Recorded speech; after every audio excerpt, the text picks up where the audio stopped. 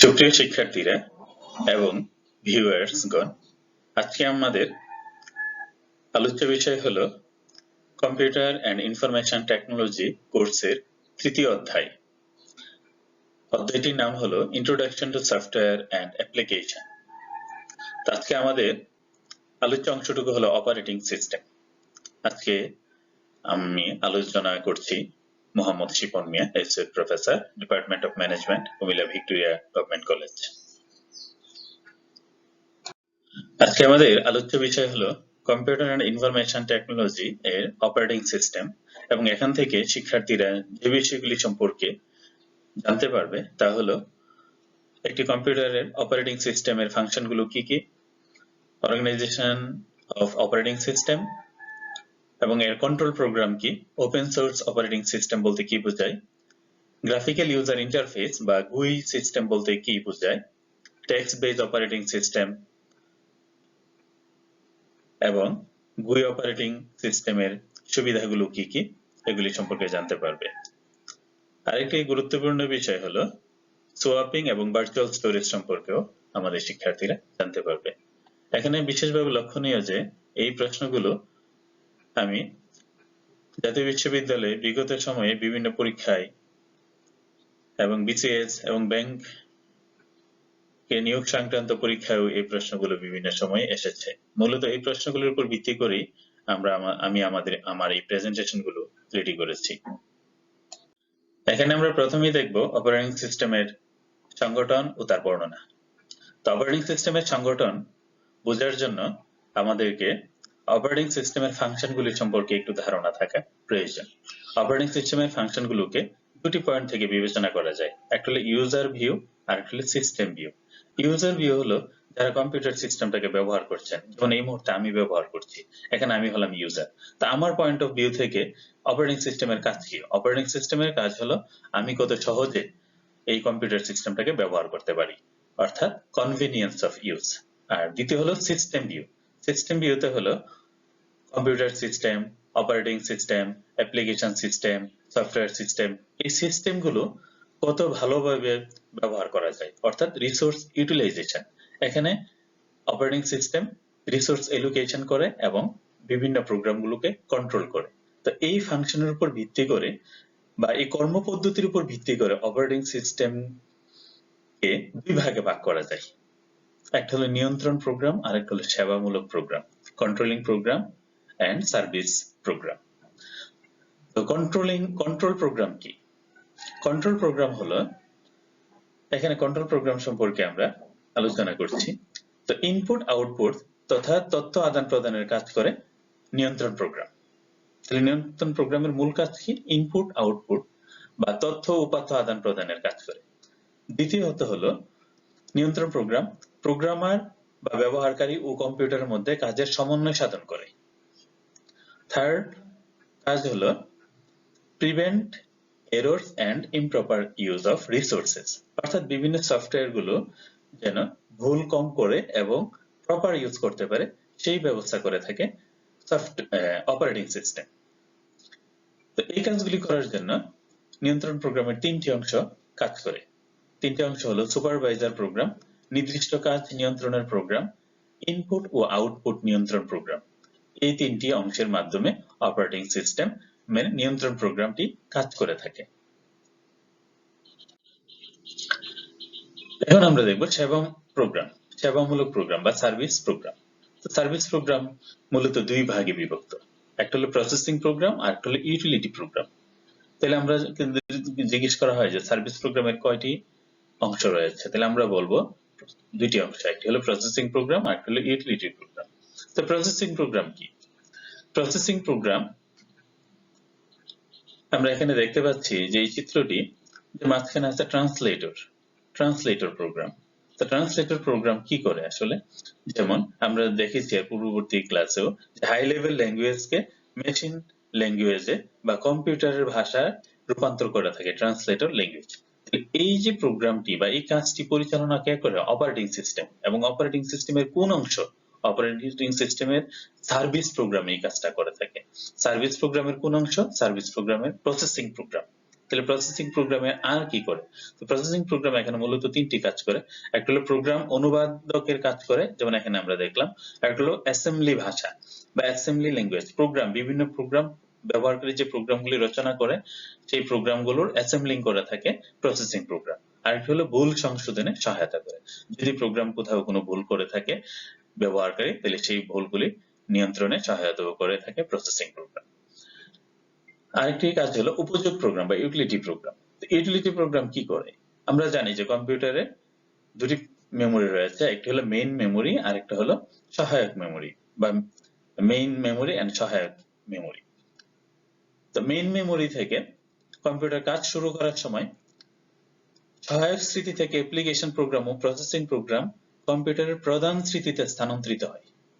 তাহলে ইউটিলিটি প্রোগ্রামের প্রথম কাজটা কি? প্রথম কাজটা হলো কম্পিউটারের কাজ শুরু করার সময় সেকেন্ডারি মেমোরি থেকে অ্যাপ্লিকেশন প্রোগ্রাম এবং প্রসেসিং প্রোগ্রাম এগুলোকে মেইন মেমোরিতে স্থানান্তর করা।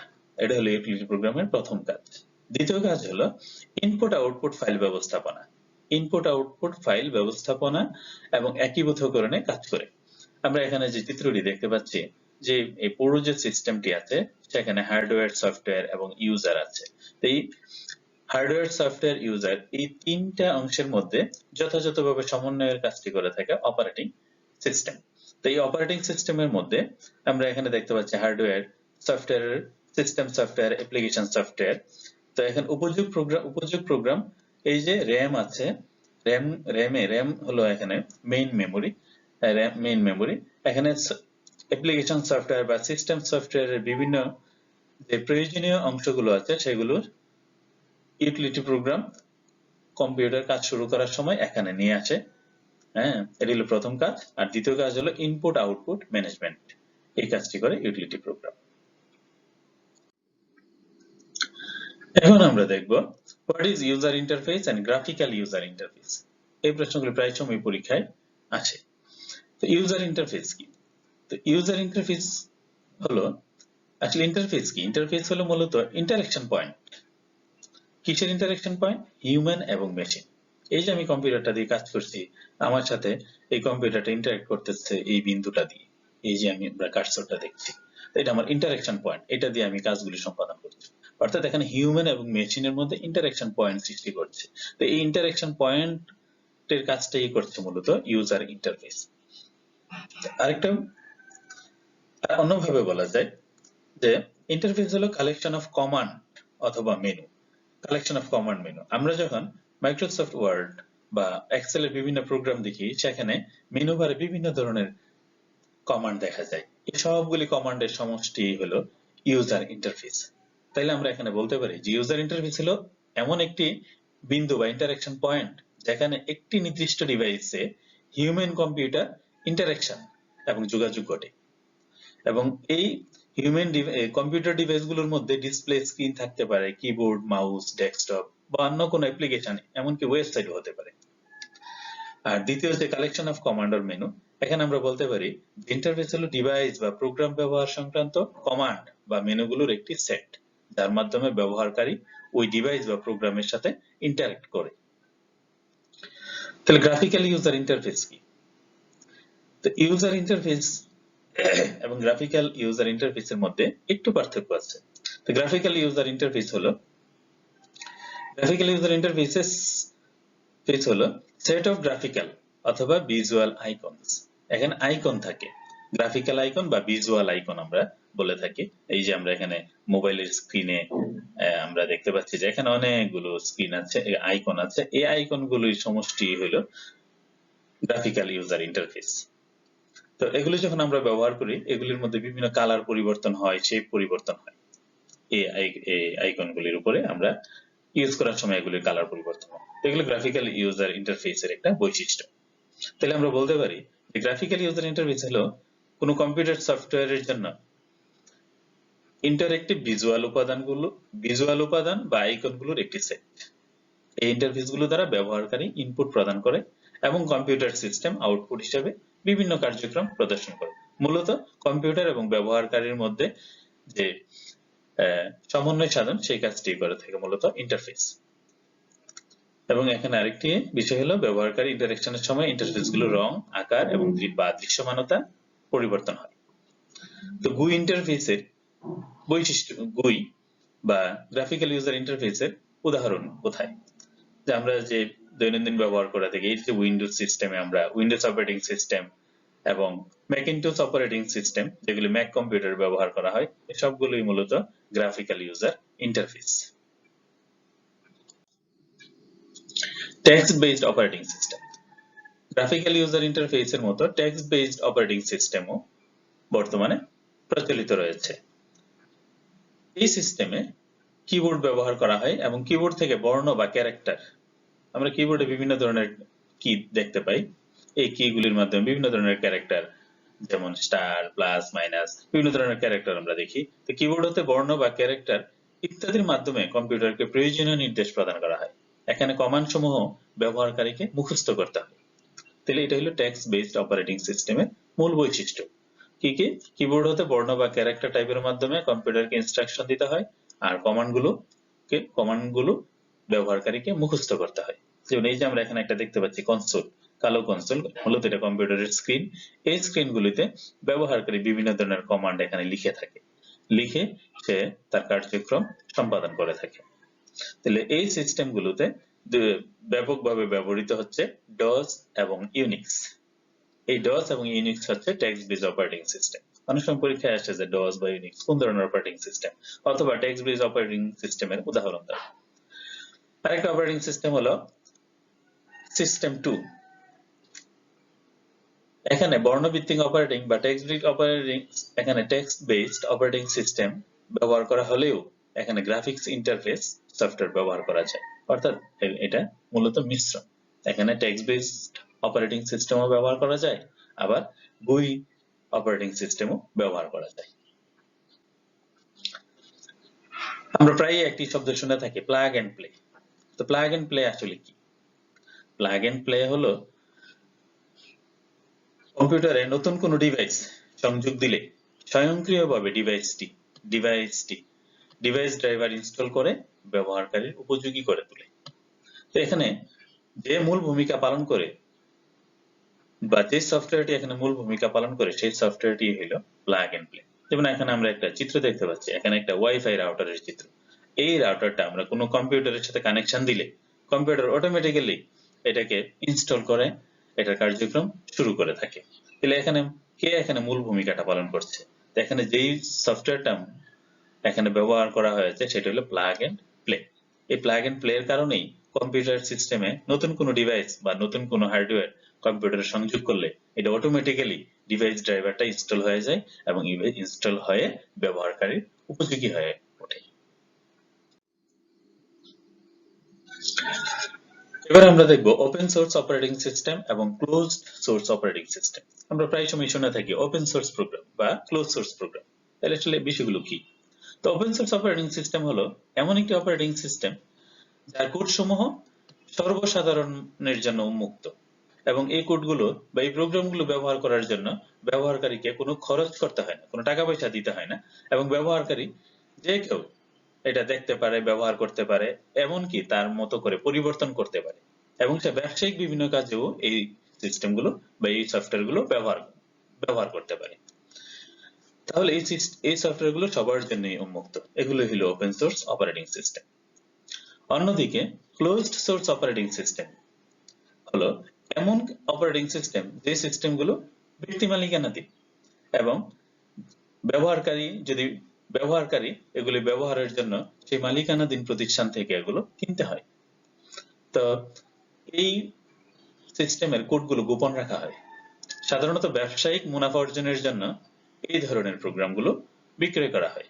এই ধরনের সফটওয়্যার বিনা অনুমতিতে ব্যবহার করা অনৈতিক কাজ এবং দণ্ডনীয় অপরাধ। তাহলে আমরা অপারেটিং সিস্টেম দুই ধরনের, অর্থাৎ ব্যবহারকারী মানে অ্যাভেইলেবিলিটির উপর ভিত্তি করে আমরা বলতে পারি যে অপারেটিং সিস্টেম দুই ধরনের হয়ে থাকে, ওপেন সোর্স অপারেটিং সিস্টেম এবং ক্লোজড সোর্স অপারেটিং সিস্টেম। এখানে আমরা দুটি চিত্র দেখতে পাচ্ছি। এখানে এই যে চিত্রগুলি দেখা যাচ্ছে এটা আসলে কি?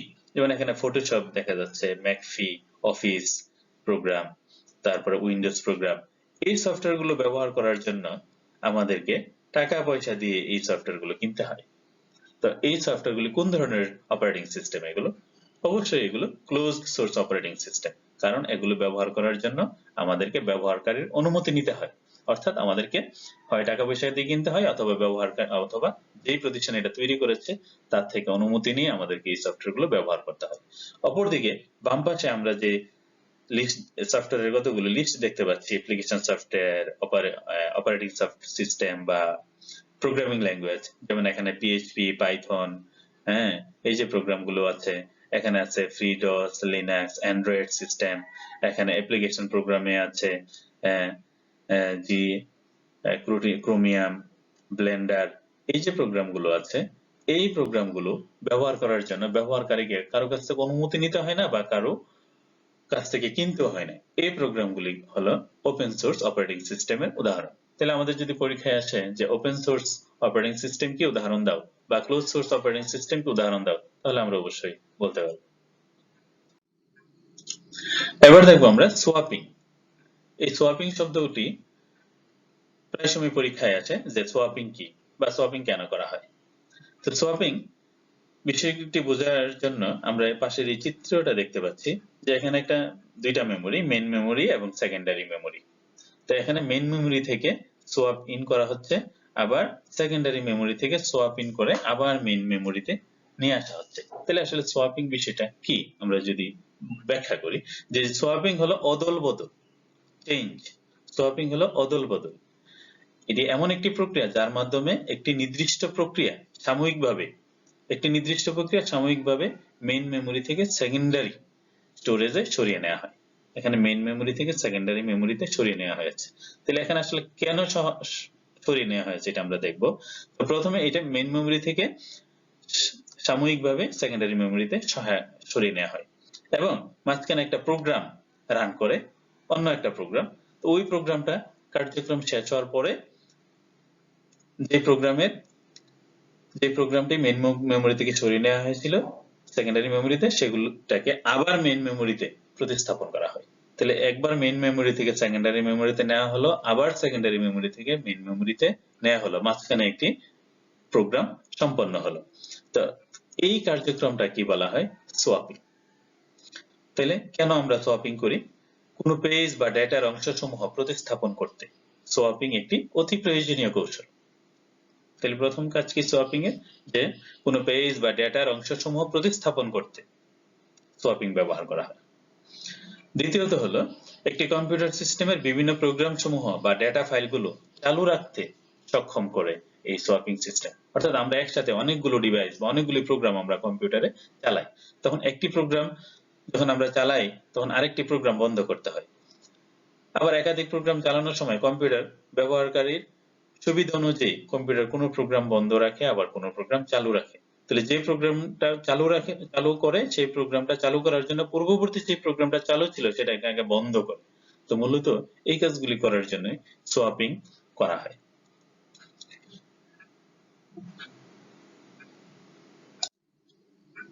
এবার দেখবো আমরা ভার্চুয়াল স্টোরেজ। এটা একটি গুরুত্বপূর্ণ একটি শব্দ। আমরা যারা কম্পিউটার সিস্টেম ব্যবহার করে থাকি তাদের জন্য ভার্চুয়াল স্টোরেজ একটি গুরুত্বপূর্ণ বিষয়। ভার্চুয়াল স্টোরেজ আসলে কি? ভার্চুয়াল স্টোরেজ হলো একাধিক নেটওয়ার্ক স্টোরেজ ডিভাইস থেকে পুলিংকৃত কোনো একক স্টোরেজ ডিভাইস, যার ফলে একাধিক জায়গায় কম্পিউটার ডেটা সংরক্ষণ করতে পারে এবং এই সিস্টেমের সাথে সংযুক্ত যে কোনো কম্পিউটার তা ব্যবহার করতে পারে। এই যে আমাদের কম্পিউটার সিস্টেম, এখানে আমরা হার্ড ডিস্কে আমরা বা পেন ড্রাইভে আমরা ডেটা স্টোরেজ করতে পারি। এখন একাধিক জায়গায় আমরা ডেটা সংরক্ষণ করি, এই প্রত্যেকটা জায়গায় একক স্টোরেজ ডিভাইস হিসেবে ব্যবহৃত হয়।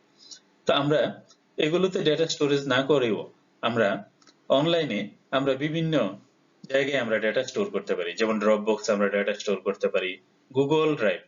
তো গুগল ড্রাইভ এখন বহুল ব্যবহৃত একটা ভার্চুয়াল স্টোরেজ ড্রাইভ, যেখানে সবাই ডেটা রাখতে পারে। তাছাড়াও আছে মাইক্রোসফট টিমস এবং শেয়ার পয়েন্ট। তো এই জায়গাগুলোতে ডেটা স্টোরেজ করতে পারি আমরা। কম্পিউটার কোনো কারণে যদি কম্পিউটার নষ্ট হয়ে যায় বা কম্পিউটার হার্ড ডিস্ক নষ্ট হয়ে যায়, তখন আমরা এই জায়গাগুলো থেকে ডেটা খুব সহজেই ব্যবহার করতে পারি, ডেটা শেয়ারও করতে পারি। তাহলে এই যে জায়গাগুলো, এই জায়গাগুলি হলো ভার্চুয়াল স্টোরেজ। তাহলে ভার্চুয়াল স্টোরেজ কিভাবে সৃষ্টি হয় দেখেন, এখানে একাধিক নেটওয়ার্ক স্টোরেজ ডিভাইস, এই সিস্টেমগুলো একাধিক নেটওয়ার্ক স্টোরেজ ডিভাইস ব্যবহার করে থাকে এবং একাধিক নেটওয়ার্ক স্টোরেজ ডিভাইসের জন্য এটা একক স্টোরেজ ডিভাইস হিসেবে বিবেচিত হয় এবং যে কেউ এখানে কানেক্ট হলেই এখান থেকে ডেটা সে ব্যবহার করতে পারবে। তাহলে আমরা কম্পিউটার সিস্টেমে হার্ড ডিস্ক, অপটিক্যাল ডিস্ক বা ট্যাপ এগুলি যখন আমরা ব্যবহার করি, এগুলো সিঙ্গেল পোল অফ স্টোরেজ হিসেবে ব্যবহৃত হয়, এক এক সময় আমরা ব্যবহার করে থাকি। কিন্তু ক্লাউড স্টোরেজ হলো ভার্চুয়াল স্টোরেজ, এগুলো কোনো ভার্চুয়াল স্টোরেজ না, ভার্চুয়াল স্টোরেজ হলো ক্লাউড স্টোরেজ। এখানে ক্লাউড স্টোরেজ হিসেবেই এই সফটওয়্যার গুলো কাজ করছে। আশা করি ভার্চুয়াল স্টোরেজ কি এটা বুঝতে পেরেছে।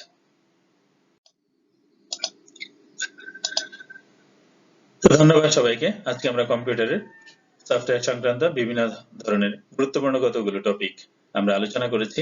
এই টপিকগুলো জানা থাকলে আমাদের অনার্স সেকেন্ড ইয়ারের ম্যানেজমেন্ট বা বিজনেসের স্টুডেন্টরা এবং যে সকল স্টুডেন্টরা যারা বিসিএস, ব্যাংক, বিভিন্ন কম্পিটিটিভ এক্সামগুলিতে পার্টিসিপেট করে, তাদের জন্য এই কনসেপ্টগুলো অত্যন্ত প্রয়োজনীয়। ধন্যবাদ সবাইকে, ভালো থাকবেন।